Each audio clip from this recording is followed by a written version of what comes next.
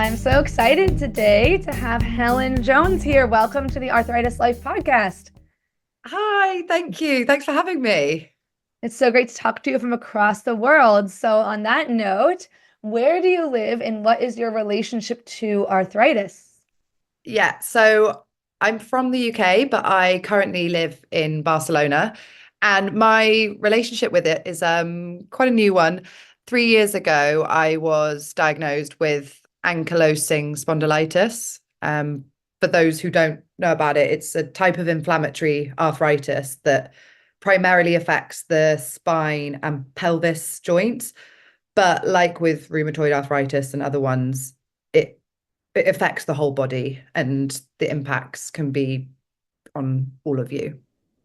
Yeah, really that's a really good way of summarizing it. Yeah, the pain might be in your spine and pelvis, but the impacts are felt in your whole life, and Yeah. your whole body. So, on that note, it's always great to hear, not great, but it's always interesting to hear people's diagnosis journeys. How you said it was about 3 years ago. Like, what were your symptoms, and was it easy or hard to get a diagnosis? Yeah, I know everyone's sort of journey is so different. Mine came after COVID so I got COVID at the end of 2020 for the first time. And it was after that that I started developing a lot of pain in my back and shooting down my left hand side. At that point, I was doing a lot of exercise, loads of volleyball and high intensity exercise classes. So at that point, I thought I was just overdoing it. So I noticed that if I did less volleyball, it wasn't quite as painful. So I just kind of stopped doing that exercise. But as the year went on, the pain just got worse and worse and started spreading. It was down my whole left hand side. And I'm trying to remember it. As probably a lot of people can relate to, before you actually get that diagnosis, it was that I was visiting every physio, osteopath, chiropractor, anyone I could think of that might give me an answer as to what was happening. And then I was going away and trying all the different exercises, and just nothing was improving it. And it was just getting worse and worse and worse. By this point, by this point, I was able to sleep like a few hours each night, and then it would get to 2, 3 a.m. and I would just wake up with excruciating pain in it was really deep inside my glute. It felt like glute and down my leg and in my back. And I just didn't know what was causing it. And I was trying lots of different things, but nothing was getting better. And then it got to the stage where I was struggling to even walk very far because of the pain. And I remember at the time, my friends who I was living with were like, "You were white with pain at times." And I Wow. kept pushing through and I kept pushing through. And it got to, because I live in Barcelona, it just got to a stage where it was so bad that I just rang my parents and was like, "I want to come home." And just, it was that natural sort of, homing response of just wanting to run home. And, I was 29 at the time, but I just needed to be there. And then it was when I got home that they were like pushing to go to the doctors, get an MRI referral. And then it was the MRI that showed I had severe sacroiliitis. I never say that word right. Oh, Sac- I also get don't say that word. Sacroiliacus or sacro yeah, inflammation. inflammation, Yeah. inflammation of the sacroiliac joints. And the guy said to me, this shouldn't be, we shouldn't see this in someone your age, and we need to refer you to a rheumatologist. Mhm. And almost because of that, once I had the MRI, because it showed up so clearly, it then, from that, a few months later, various blood tests, etc., I was then diagnosed with AS. Wow. So how did it feel? Like, when you got that diagnosis, like I remember feeling mostly relieved because I had an answer for why I had been feeling so badly. And I don't know how your doctors explained it to you, but my doctors were like, there's all these treatments and you'll probably be feeling better soon. So I felt very relieved, but I know it can be very different right, for other people, sometimes you feel a mixture of relief, but also fear. Like, how did you feel? Yeah, so I when the pain was so bad, I one of my friends had a slip disc and then had a back operation, Oh, and similar a few years before. And because of my symptoms, I thought that's what I had. And all the Googling that I did where I thought I was my own doctor, yeah. I Yeah. You diagnosed needed myself to, as that. yeah, it's good to research what could be going on when you've gone to so many different places and you still don't know why you're in pain. But yeah, Yeah, yeah, yeah. No, it is good, but I think I probably took it. I don't know. Maybe I did it too much at the time, but yeah, I assumed it was that, and so finding out that it was something I was going to have, and I'm not saying a back operation is horrible, but I thought it was going to be something that was fixed, yeah, and yeah. so then I felt a lot of fear. I think hearing that it was something I was going to have forever, and seeing words like progressive and even degenerative and things like that really, really scared me because Mhm. you're inside your body, you're in a lot of pain. And my first thought was, how can this get worse? And that was a lot of Mm. fear, I remember. Yeah, understandable. Yeah, understandable. And um, what was that conversation like with the doctor? Like, did they help you kind of get a sense of what your prognosis might be? Or because sometimes they'll say, like, well, we think you'll probably respond well to these treatments, or other times they'll say, do you know what I'm saying? Like they'll kind of try to Yeah. give you a sense, but they don't always. So I'm always curious what those conversations are like. Yeah. What was the doctor? They didn't have much time to Mm, really speak to me. And I know I understand it. We're really lucky in the UK with the National Health Service. yeah, So there wasn't much time to really go into it. They got just it. told me that that's what I had. And at that point, there were lots of treatment options available, medications to help manage the symptoms, but there wasn't an actual cure for it.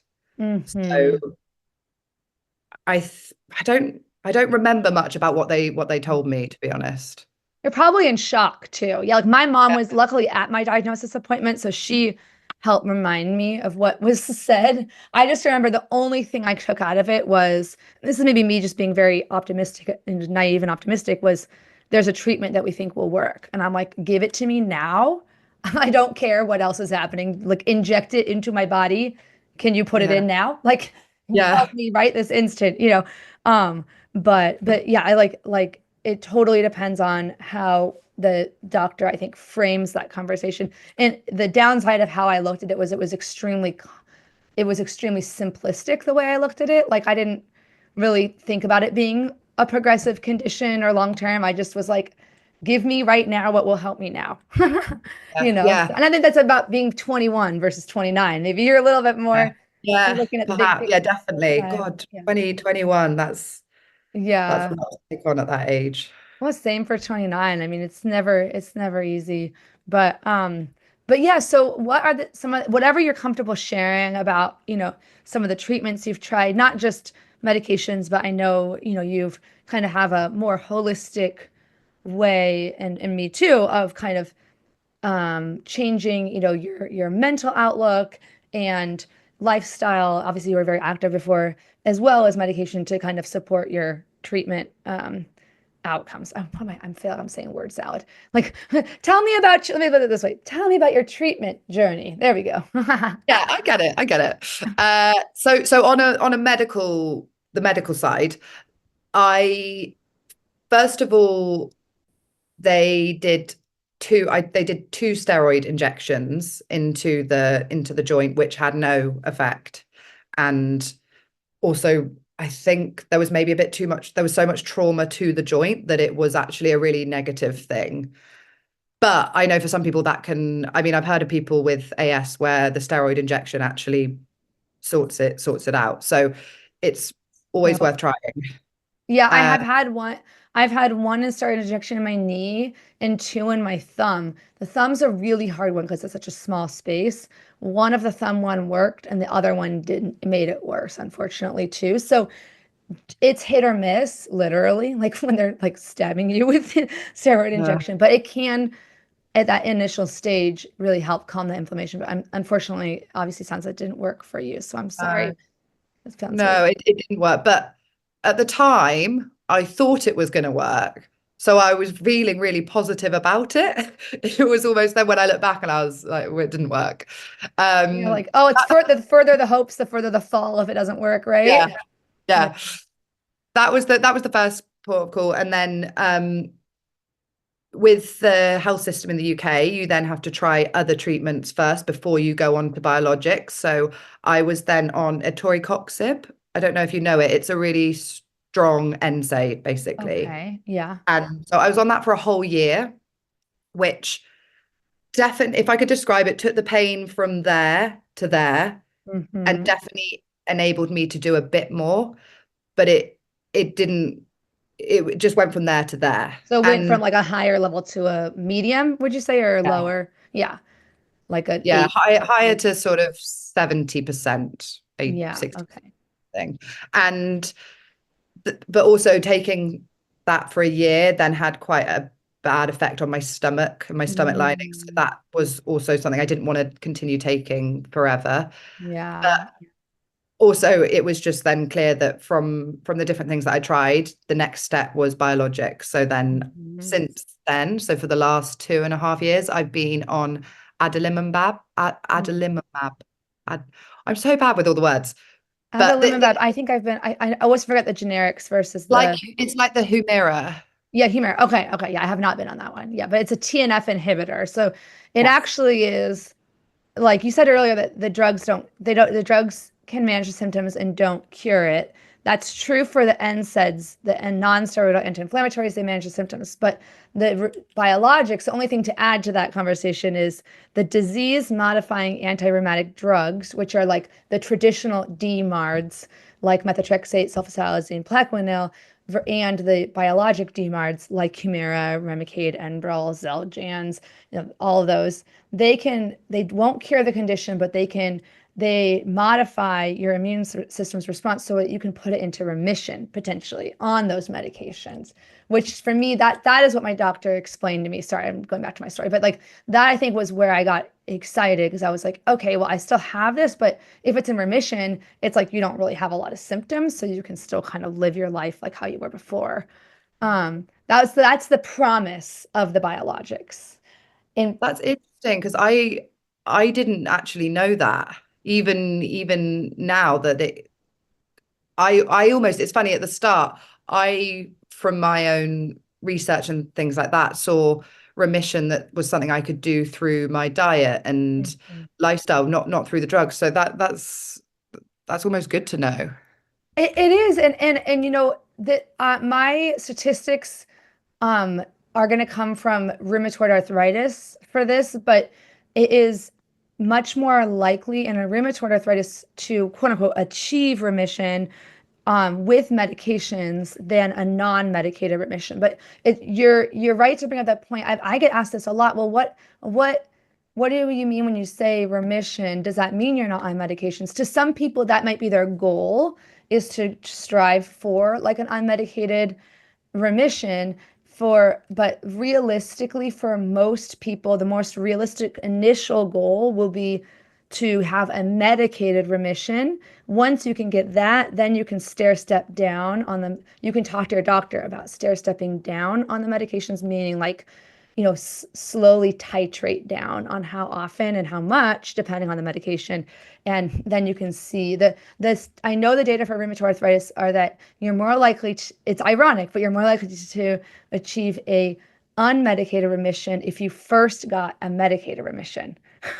Does that sound, it sounds opposite to what you'd think, but I think the idea is that the analogy my doctor used, and again, each doctor explains it differently. So, and please let me know if I'm not explaining it right, but I'm pretty confident on this, and I'll put some um, links in the show notes to like validated evidence-based resources. But she said it's like the inflammation is like a fire in your body, and it's easier to get it if you're aggressive, like put a lot of water on it when it's still kind of smoldering in the early stages. You're also much more likely to get into remission if you are diagnosed and treated within 1 year of your first symptom, which unfortunately a lot of us aren't, right? Yeah. I wasn't. I don't know about you, but um, I mean, I'm trying to remember. You were maybe about a year, or was it Yeah, less? I was about a year and a half. Yeah. Yeah.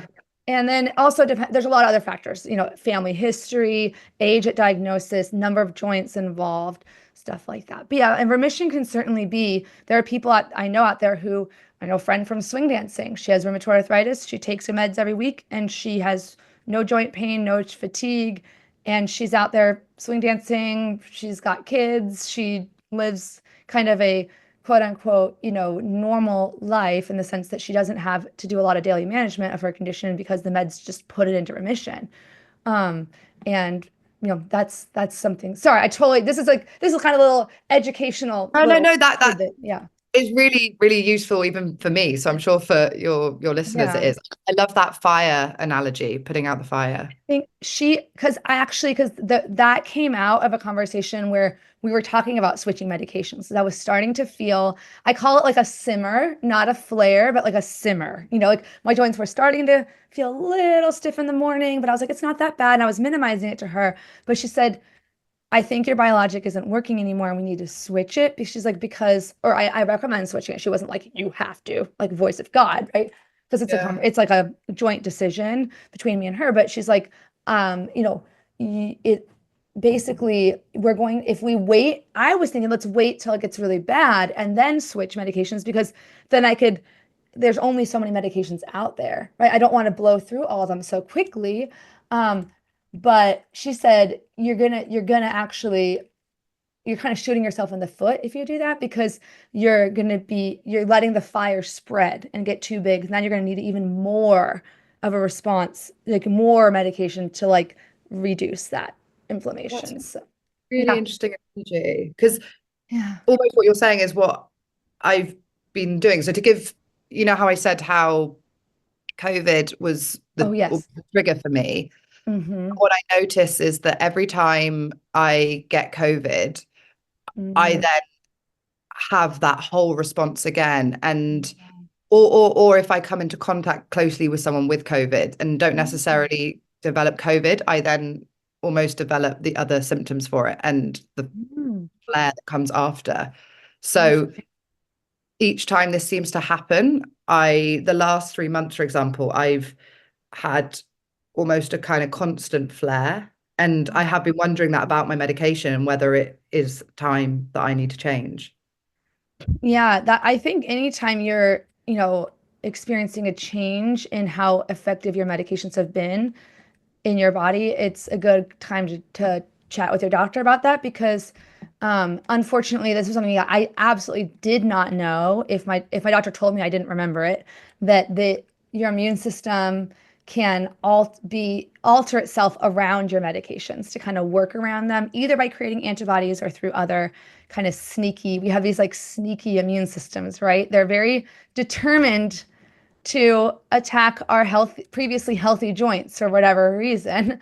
Um, and anytime you encounter a virus, from my understanding, whether it's COVID, whether it's the flu, anytime your immune system's kind of activated, it's possible for it to turn against your own cells Yeah. when you have an autoimmune condition. And I do want to point listeners to really quickly episode 124. I had a rheumatologist and a PhD researcher. The rheumatologist also does research, but the researcher is like an immunology researcher, PhD. And the episode's called like, what do people with rheumatoid arthritis need to know about COVID-19 in 2024?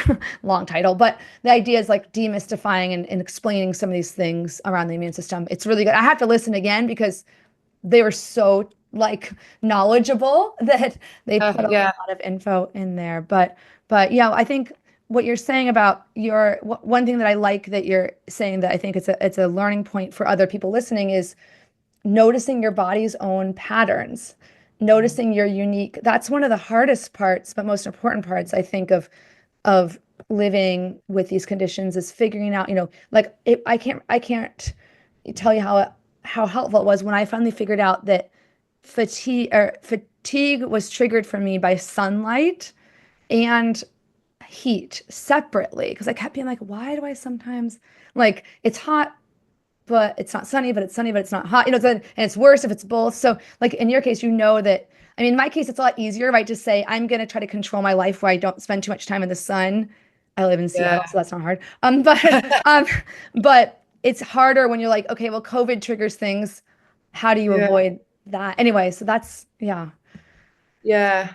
And you're exactly right. It's with a autoimmune disease, it isn't a one size fits all, and each Yeah. person responds differently to the disease in itself, the medication, and the things around them. And that's exactly what I do with my clients is work on helping them to really understand their own body, what they respond to, and what helps them as well.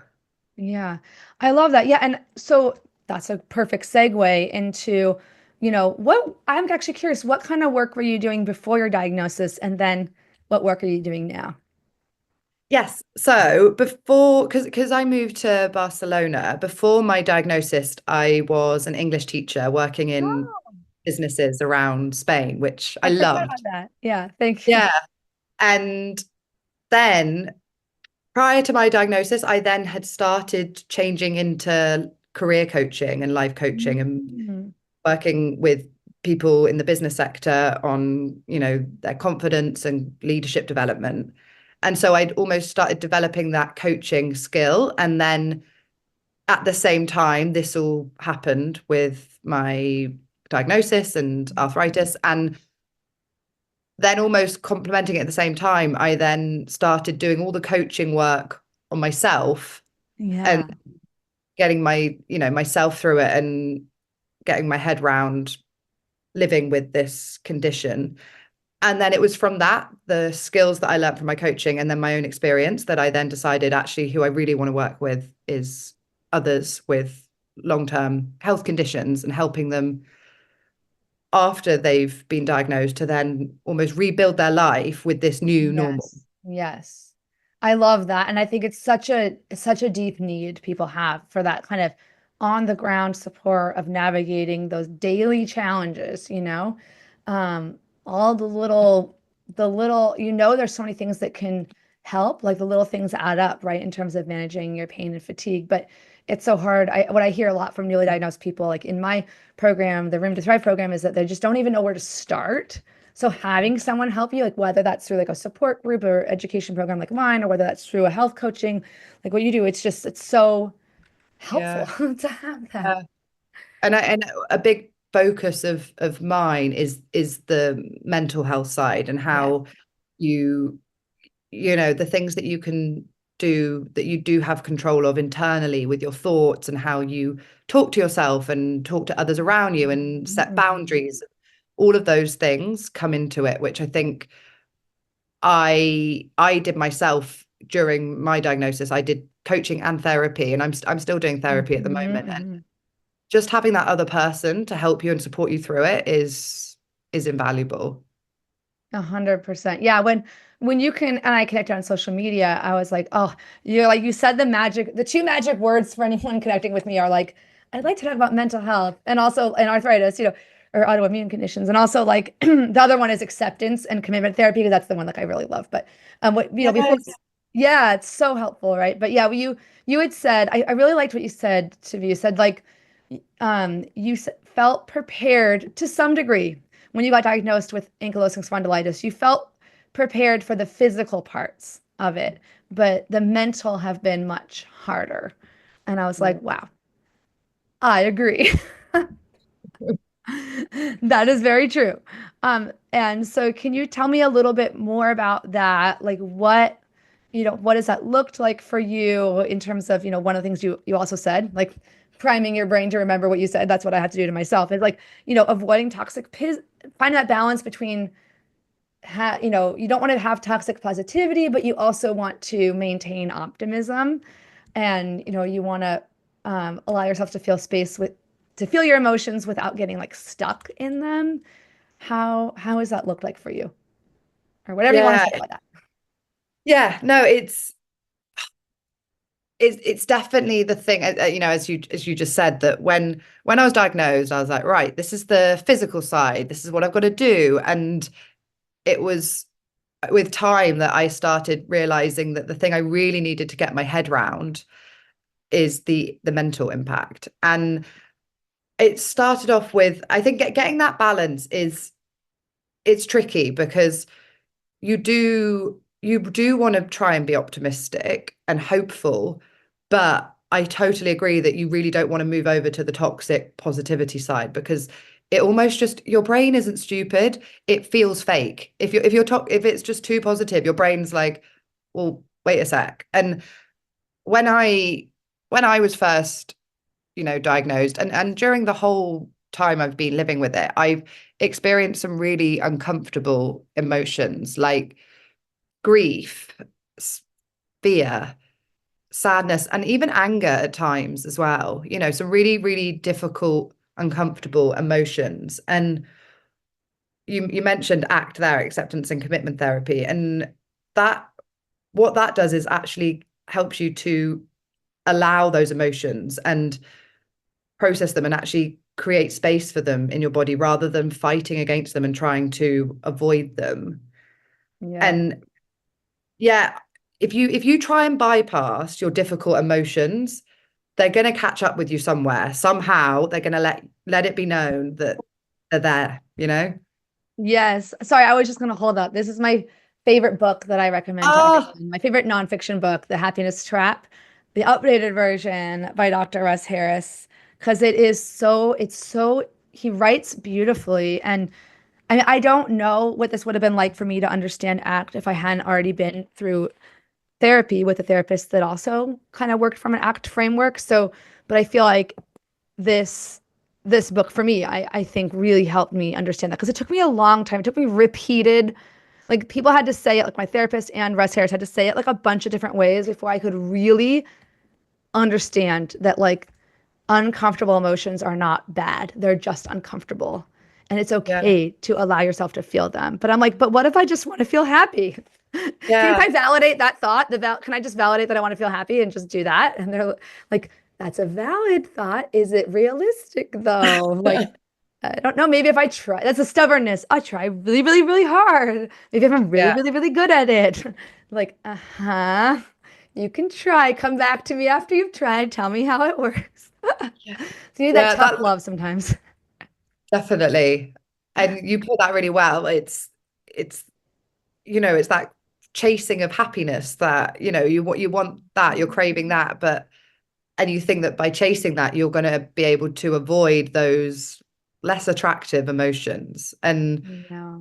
yeah, allowing yourself to actually feel them and trust that they are ultimately just sensations in your body as well. Hmm. And kind of, yeah, engaging with that and realizing that they're okay can really help them to not feel as powerful. Yeah. Was that also hard for you to learn, or did you just kind of get it? Because sometimes I do talk to people who are like, they're like, oh yeah, it just made sense to me. Like ACT made sense to me. Because I'm like, it didn't at first. I was like, why are you people settling? Like, why are you saying it's okay to feel crappy? Like, I don't get this. I actually like called my therapist like a sadist. I'm like, what is wrong? How do you do this job? Like, and he's like an OCD specialist actually, and that actually it really works with that because you're saying you can't control the compulsion. You cannot. You can't control the thought in your head, the compulsive thought that says like wash your hands, or go Mhm. touch the doorknob 5 times, or whatever it is. I don't have OCD, but when I'm triggered with my anxiety, I get into like repetitive thought patterns that are kind of similar. According to him, it's not OCD. But long story short, that analogy helped me understand it. It's like, oh, they're never going to get rid of that thought. They have to just accept that thought is there and then stop the behavior. That's Yeah, what you can control is the behavior. You can't control the thought. And I was like, okay, if I use that as an analogy of like, I can't control that I feel anxious sometimes. I can control that I feel grief or anger, but I can control like my behavioral response to that. Or even like at a meta level, like you can't control your thoughts, but you can control how you think about your thoughts. Like I can control my metacognition and my thoughts about my thoughts.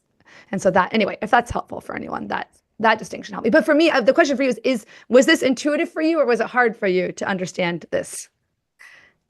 almost both. So it was intuitive for me to understand because I actually saw it in action. I did it. I did what I was being told to and did the practice and exercise. And I, through doing it, saw how sitting with those emotions and allowing them and actually almost like engaging with them rather than avoiding them, which is what I'd done before, it worked. It helped them feel less scary, less daunting, and actually allowed them to pass quicker, which Yes.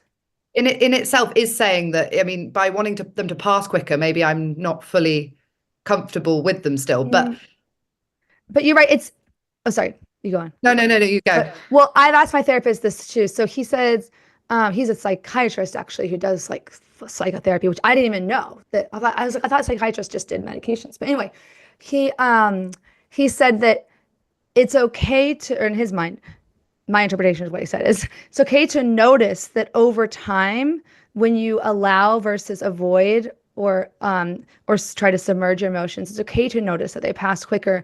What's not helpful is when you do an exercise with the explicit expectation that I'm doing this so I can feel better. It's Yeah. the idea, I'm Yeah. doing this so I can feel, period. Like in that moment, you have to be willing to open yourself up to discomfort. And I think that's the difference between you and me, and from what I understand is there's this idea of willingness and act, that the person has to be willing to truly open up. And that's what took me a long time. Like I was half-assed, sorry, long for that phrase, but I was half-assed doing the exercise. I wasn't willing to truly do them because I didn't really believe they would work. And it wasn't until I actually committed. That's like acceptance and commitment. You have to actually commit Commitment. to doing it. I was like, okay, I'm doing this because I want to feel better. And this therapist guy tells me I should do it, but it's like you have to be like really open, like open your mind completely to it.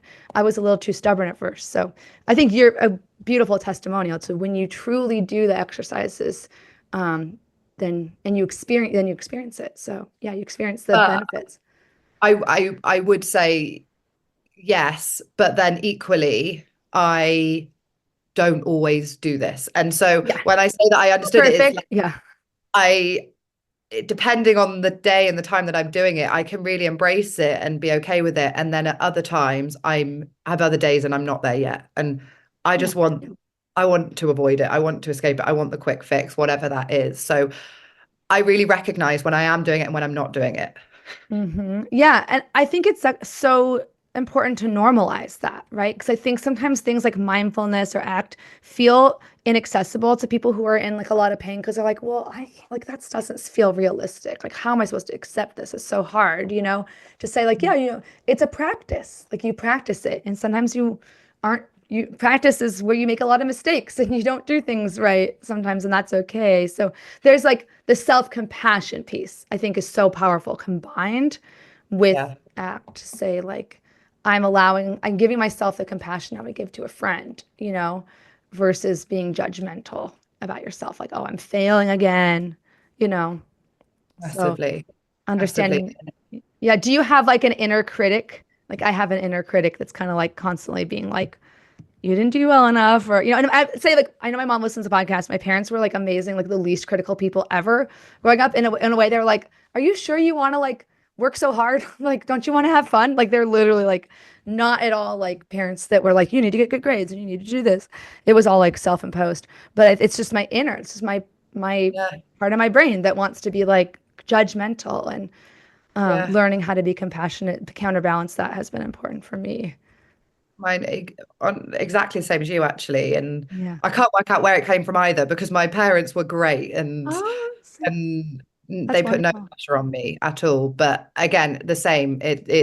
Yeah, I've definitely got that inner critic, and it's it's one that I can definitely get a hold on, and it's about again these habits, these practices of Mm. becoming aware of what your internal talk is like, and then like you just said, asking yourself, would I say that to my friend?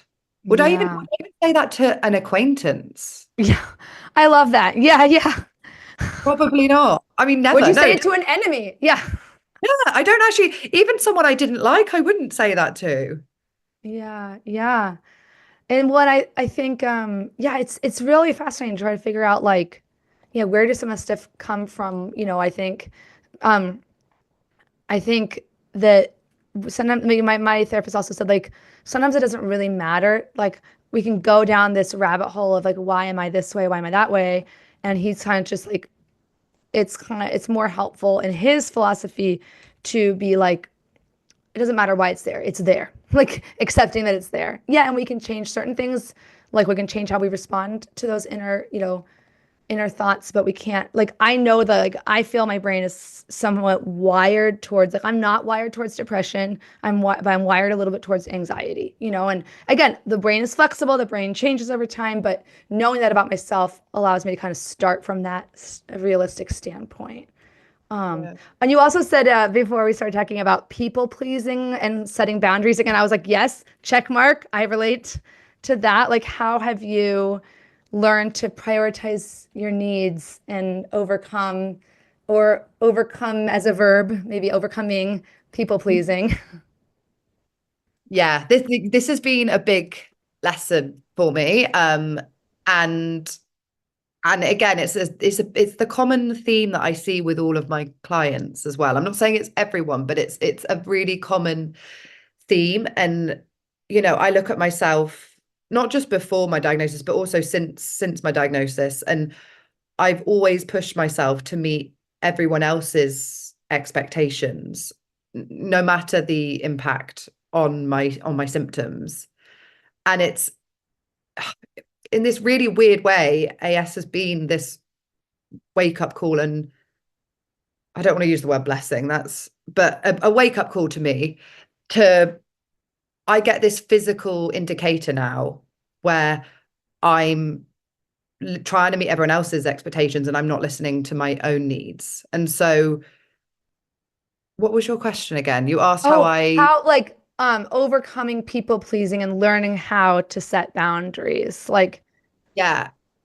So I almost listening to that and recognizing that actually I was giving my own body was being affected by the way I was behaving, helped mm, me to then learn to say no and prioritize myself. But then that was just my behavior. What I then noticed came up was guilt. And so even if I did it, I would then feel guilty about saying no or prioritizing my needs. And so with that, I then had to learn, that the guilt was making that adds stress. A big part of, managing a chronic illness is managing stress. And what people need to recognize sometimes is that that internal feeling of guilt or frustration is going to create stress in itself. And that was what was happening with me. So much so that I almost should have just said yes in the first place because the no wasn't, you know? yeah, I know what you're saying. Yeah. And so then that was that was the work I had to do more on, was reframing how I spoke to myself. So seeing that when I say no, I'm saying yes to my own health. And also that if I want to be the best friend, daughter, girlfriend, whatever it is that I want to be, then I need to have my own cup filled up and prioritize my own needs so that I can then help and give to others like I want to. Yeah. I think a huge reframe. Saying no to someone else at times means saying yes to myself. And I think that the ability to do that is predicated on valuing yourself, Yeah. value and that, if you're like somebody who defines their worth by how you serve and help others, then it's hard to remember that, like you said, you can't pour from an empty cup. I mean, and I've had to learn that so many times repeatedly. I think that's definitely like a verb for me. It's like in terms of I'm not overcome it in the past times, I'm overcoming it, or learning Yeah. to live a lot, understanding my tendency. And I think one thing I liked about ACT for me too is that recognize that like there's a reason for everything. Like there's a reason, like your brain is biased towards negative information because it has to do with your survival. So your brain wants to spend more time thinking about all the ways you could die and the bad stuff versus the good stuff. Uh, Okay, that makes sense. And like wanting to help to please others is a positive, it comes from like a positive place. Like you care about others, you know? Like, yeah, uh, yeah, but you and have to care about yourself. it's your and I love that too, trying to view brains different ways of just trying to cope in the world. Yeah. You've said it there exactly. You need to really value yourself in order to be able to do this. So I think it sometimes it's almost been my most painful times, or when or when my symptoms have been their worst, that it's really reminded me of just how much or how important it is to value myself, and Yeah. actually otherwise if I don't, it's this is what ends up happening. So sometimes when a really bad flare up comes on, it can be a good reminder of this. And I'm like you, Yeah. actually. It's a constant work in progress. And Yeah. Yeah. yeah. Hopefully we always are works in progress, Yeah, right? yeah, Yeah. I guess that's the point, isn't it? Uh, Yeah, like, and I think that's where coaching, whether it's in like a group or a one-on-one setting, is so normal. It so helps because I think, I don't know if you found this with your clients, but like one of the universal experiences of like almost everyone that's come into the Room to Thrive like support groups has been everyone feels like they're doing it wrong somehow and that they're failing at it. Like, and not like in a horribly like I am a huge failure, but like I'm like they're hard on themselves. And it's so much easier to provide someone else that compassion, right, that we should be giving ourselves. Like, so and anyway, I think having someone else remind us, like be a sounding board. I've done that with my business too. Like, I don't know about you starting your own business. I always thought, oh, I would be so good at being my own boss. Like if I was my own boss, I would do whatever I thought was right, and that would always be the right thing. And I'm like, okay, I see this trend in my life of wayward optimism. you know, led me to some amazing places. Also led me to, I think optimism is good. Blind optimism is not helpful. So you have yeah. to, like, I've had a business coach for at one point. I probably should go back to her because she really helped me. Because I was like, oh, I'm not doing it right. Or everyone else is like, it looks so easy for them. Why is it so hard for me? I don't know. Yeah, you obviously have been a business coach. So you probably see that from both sides. Oh no, but I've also had one as well, and I was thinking the same recently. I think I'd like to go back to a business coach, because you're right. We see everyone else's external, which all looks great, and you can always focus in. Everyone is always doing something, so on other people's, you can always see all the things that they're doing right, and then we can hear our internal and see our internal and the behind the scenes work. So we're never going to be doing as well as everyone else. Exactly. I love that. It reminds me, I wish I remember who said this, but on social media, I once saw someone say, don't compare your outtakes to someone else's highlights. Yeah. Yeah. Yes. I'm like, oh Uh, man, oh man, that's so important. Another thing I really resonated with before we started talking, I always ask the people I interview, or not really, these aren't really interviews, or like just conversations, but all my conversation partners for the podcast, I always ask, what are you most passionate about talking about related to your journey and chronic illness? And so you had awesome things like what we've been talking about. Another thing that you said that really piqued my interest was finding balance, recognizing and avoiding extremes such as obsessive, quote unquote, healthy habits that still create stress. That's like ding, ding, ding of my interest area because I feel like half the value of what I do is like reminding people like if you make your whole life about doing the perfect lifestyle things to control your symptoms and you're miserable, but your symptoms are better, but like, what is the point? Like, because then you're still miserable. But yeah, what led you to be interested in this area? so what led me to be interested in it was my own what Mm, I did, my own experience. And I fell into this trap of when I was first diagnosed, I jumped into fixing mode. And I and I look back now and I recognize that this was a real indicator that I wasn't accepting that I had it.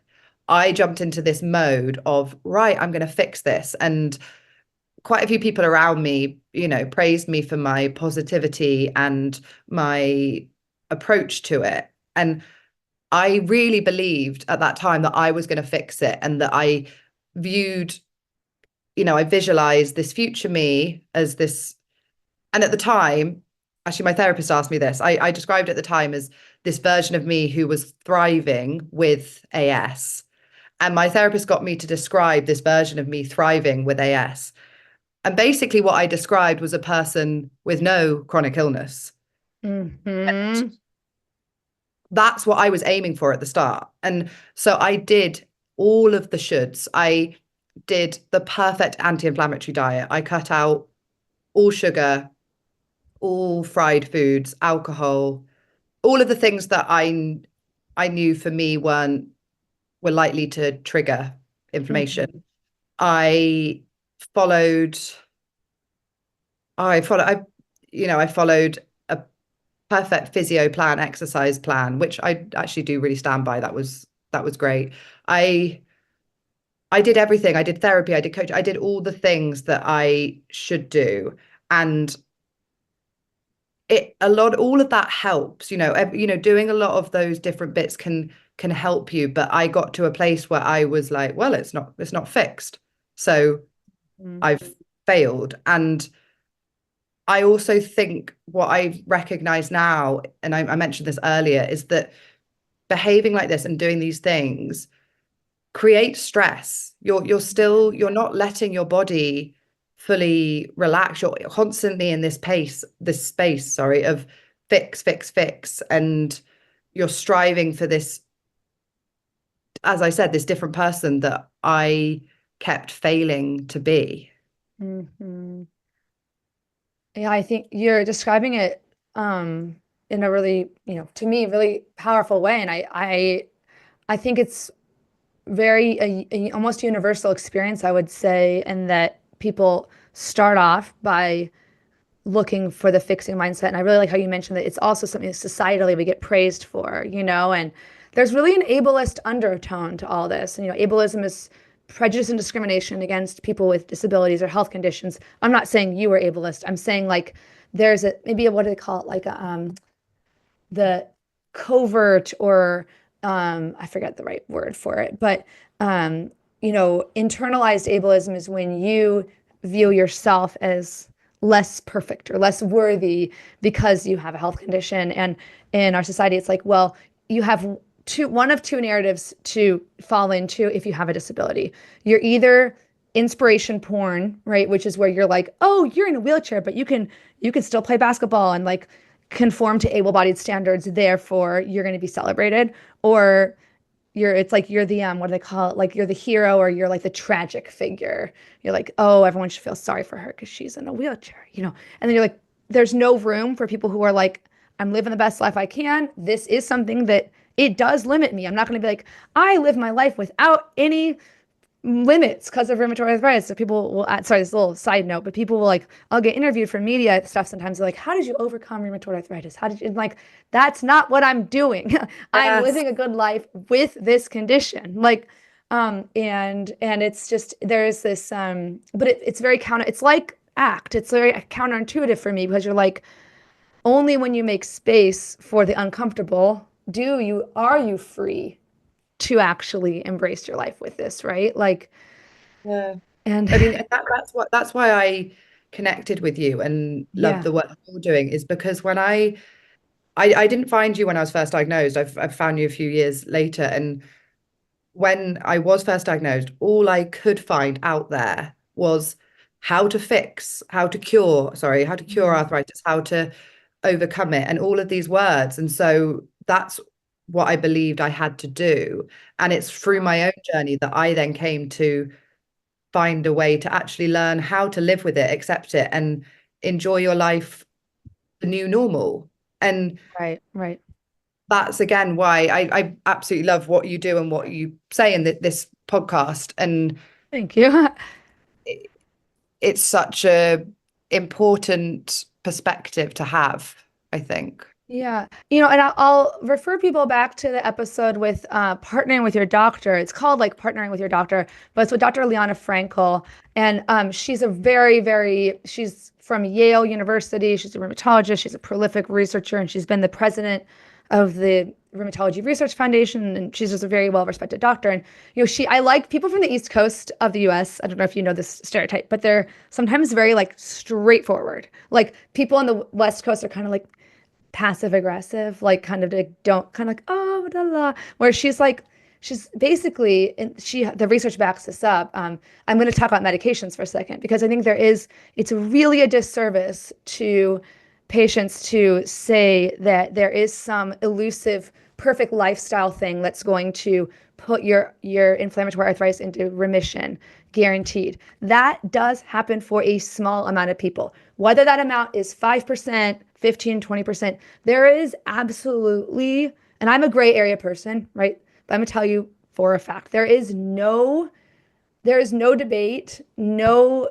confusion in the scientific community in terms of actual research that number of people who are in a medication-free remission is way lower than the number of people who are in medicated remission and good disease activity.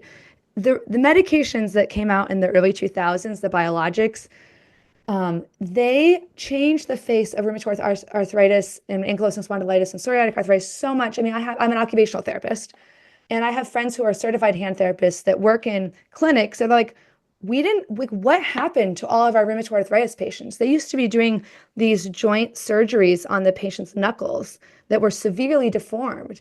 And, after 10 years of living with it, like we don't see these patients anymore.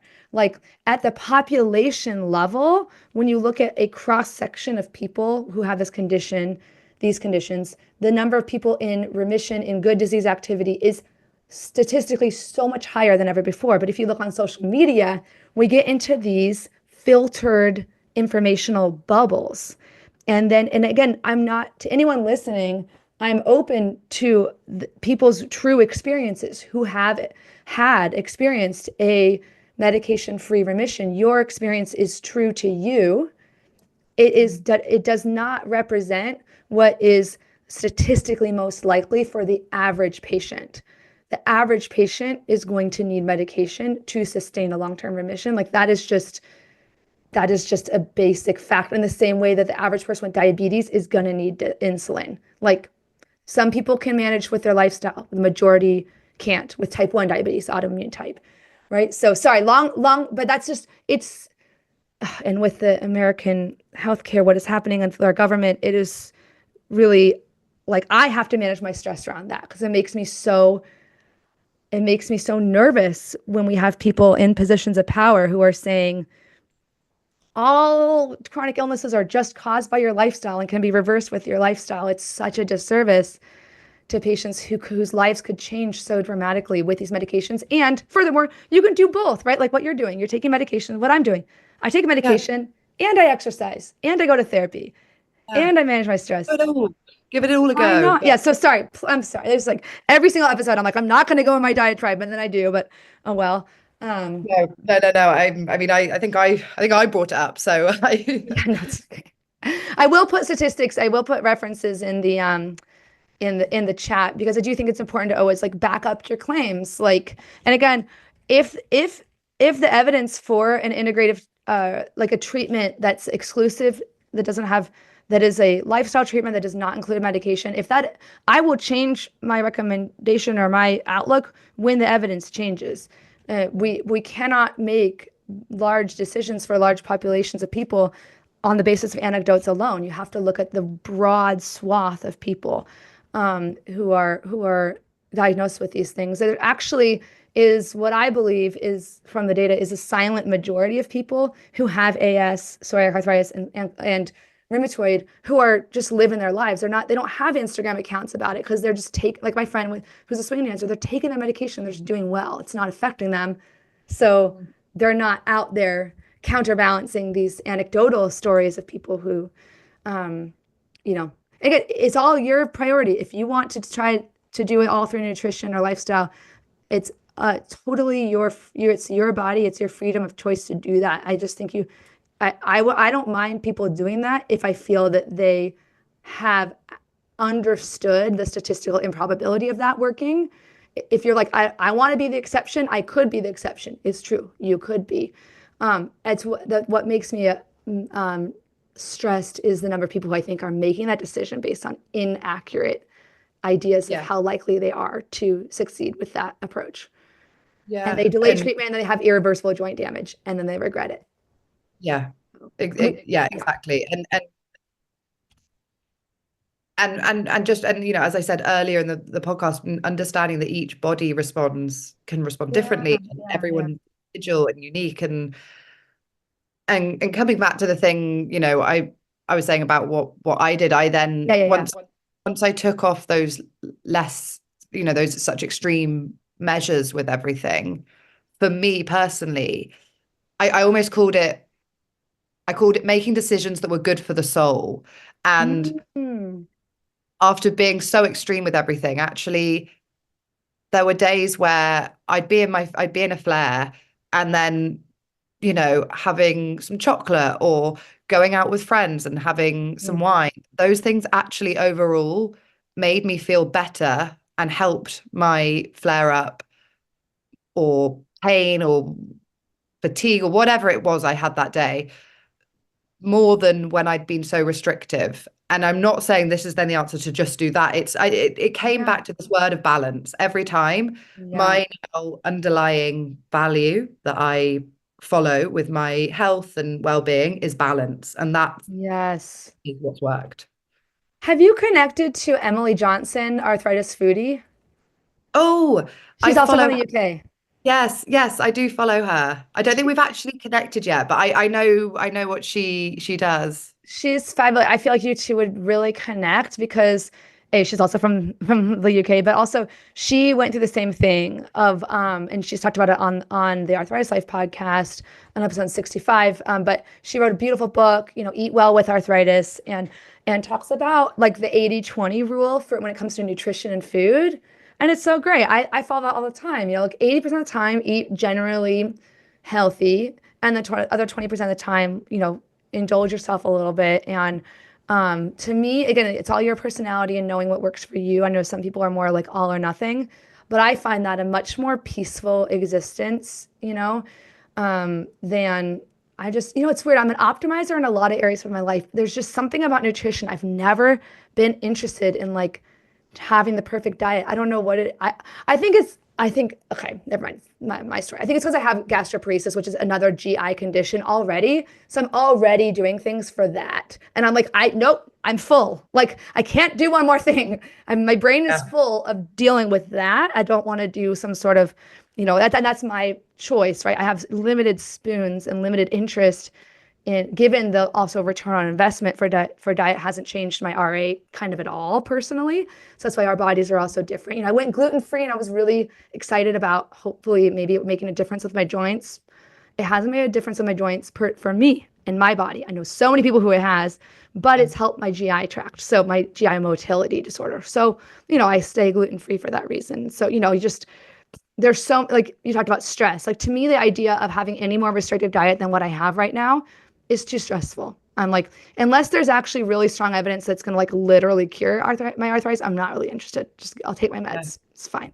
Like, and that's yeah, we all had to make those trade-offs. And yeah. yet one other thing, I think it's a beautiful way that you're painting a picture of stress management in your life. A lot of times we say, okay, the way I manage stress is like I do meditation and I do therapy. And you've mentioned therapy and you mentioned like you're, altering your kind of reframes and outlook. But you've also mentioned these kind of creative, in my mind, like or less obvious ways of managing stress, like managing your expectations, right? And manage like what is there anything else before we get to the rapid fire questions? Anything else you wanted to say about how you manage stress?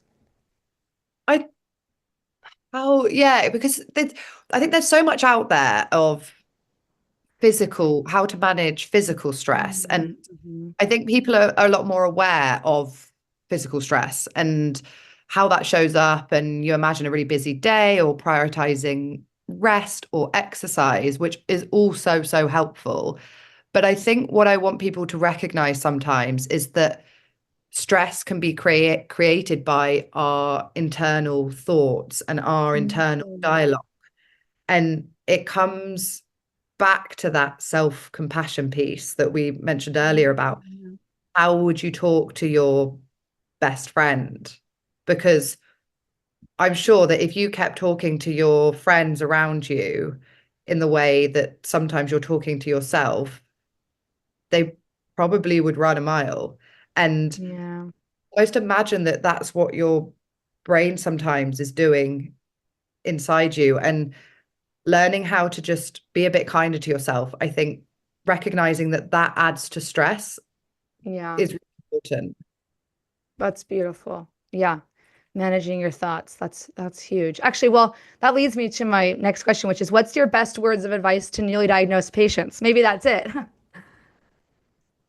Oh, maybe that is it. Well, I think to newly diagnosed people, because this is a time in your life where you feel very out of control. And Mhm. during this time, try and just focus on the little things you can control and that you can do. So, whether that's and this comes actually into gratitude as well. And Mhm. focusing on what your body can do for you and actually being grateful for that can really help you to. Sorry, you said these are rapid fire questions. This is a Oh really no, long they're never. No, they actually aren't. Yeah. No, that's good. Keep I'll give you a going. very long answer, but basically just really focus sometimes on what your body is doing for you and can do for you, and it can help you to move through this period of time that you feel very out of control. That's beautiful. Yeah, I've been doing that a lot lately. What's my zone of control? When I was talking about getting stressed about like the state of healthcare in America, I'm like, okay, focus, locus of control, focus on your Yeah, locus. Yeah, yeah, I yeah. love Bring it that. back in, bring it back Someone in. said that. I forget again, I forget who said that. Do you have like a favorite mantra, meaning that word very loosely, or like inspirational saying or quote?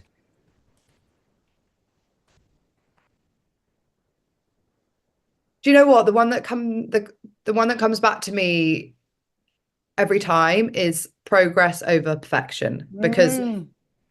and I notice this again with a lot of my clients, and people can, I mean, so many people are perfectionists and they want to do something to the best of their ability. And I think living with a chronic condition in particular, really focus on making little bit of progress over actually getting it absolutely perfect. Yep, yep.